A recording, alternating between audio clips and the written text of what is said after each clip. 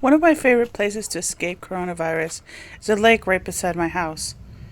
This is my only way to feel at peace, and it's not something that I had done before the crisis.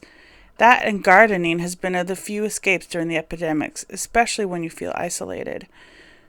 During COVID, an increasingly high number of people turned to gardening and nature and going outside to appreciate things more. Being locked inside, you start to realize little things that you haven't maybe invested in improving. And I think gardening was the main thing because that became the only outdoor space that you could actually be in. So people realized I might need a nicer garden because this is not a pleasant place to be in right now.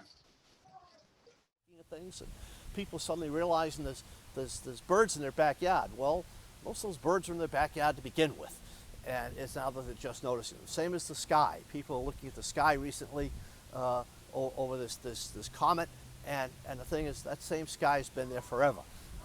But as you go outside the cities and bring a pair of binoculars, that night sky is just spectacular. And so we've started, hopefully now we'll see more people interested in the night sky and realizing that there's lots of things to do and look at that don't cost money. I think most people realize the same thing I did. Like you start to realize what's actually what you can probably do without, and the things that are actually necessary in life. I mean, you're stuck in quarantine. You realize that it doesn't matter what kind of car you have because you can't drive it. It doesn't matter what kind of clothes you have because no one sees you wearing it. But then you realize how much of a home your house is. We don't realize how much light, especially natural light, can impact our health, both physical and mental health. Gardening and keeping your plants alive, gardening therapy, plant therapy, that's something that we also use a lot in our different hospitals. I used to work for the prison system, and one of our biggest programs was the gardening program. Basically, this big system of burly, angry, convicted felons loved growing their carrots and their vegetables and selling them in the markets and feeding them to each other every day. So it's significant therapy. So we see that being in touch with nature and gardening and all of this is something that is not only good for ourselves but good for mental health. But the question is, are we really truly helping the environment, or is a lot of things happening because we're not noticing? This COVID situation, the pandemic, is concerning the environment standpoint. Although we've seen some reductions in overall air pollutants because of less travel during COVID, we've also seen some very serious environmental management problems because during COVID, at the local, the state, and the national level, there's less enforcement, less hands-on, less eyes-on looking at environmental problems.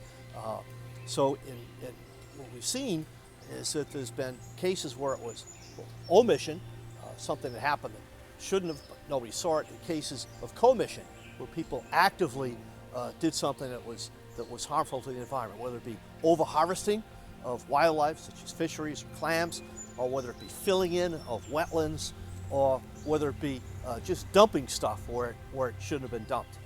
At the local level and the state level, we're seeing that enforcement is largely happenstance over the interregnum because there wasn't regular checkup, there wasn't regular monitoring, there wasn't regular enforcement. And even when there is enforcement, at several levels, the courts are closed. So issues that were there back in March, in many cases still are there and may have gotten worse. The main thing here is we've got to stop the pollution, the extra pollution that's been happening, the extra runoff that's been happening, again, either by omission or commission. I have great hope for the future here, largely through the lens of what I see with these great kids working with Envirothon. The thousands of kids that are interns in environmental organizations, from the aquarium to the zoos to the environmental groups, and to all the students. Places like Harvard Extension School are now one of hundreds that have dozens of environment courses available online as well as live.